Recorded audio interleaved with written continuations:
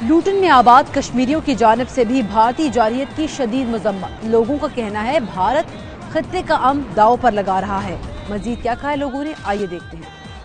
ہم اوورسیز پاکستانی اپنی پاکستانی افواج کے شانہ بشانہ کھڑے ہیں، اور ہماری پاکستانی افواج جو ہے وہ کسی بھی جارحیت کا منہ توڑ جواب دے سکتی ہے، اور ہمیں وہ اپنے بالکل ساتھ پائیں۔ جس طرح پاکستانی قوم پاکستان کے اندر ایک ہے، ویسے ہی اوورسیز میں پاکستانی جو ہے سیسا پلائی ہوئی دیوار کی مانند ہے، اور اپنے دشمن کا مقابلہ کرنے کے لیے ہر مارچ پر پاکستان کے وسیع تر مفادات کا تحفظ کریں گے۔ پاک فوج زندہ آباد.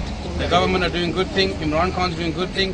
We are ready for attack and we are ready. We are with Pakistan. کہ سب اپنے اختلافات بلا کے اپنی فوج کے ساتھ کھڑے رہیں، اور جو ہمارے فوج کے نوجوان بارڈروں پر جنگ لڑ رہے ہیں ہم ان کو خراج تحسین بھی پیش کرتے ہیں، اور ان کے ساتھ ہم بھی ان کے ساتھ شانہ بشانہ کھڑے ہیں۔ ہماری پاکستانی قوم جو ہے وہ پاکستانی افواج کے ساتھ کھڑی ہے۔ میں سمجھتا ہوں کہ پاکستانی عوام، پاکستانی آزاد کشمیر کی عوام پاکستان فوج کے پیچھے کھڑی ہے۔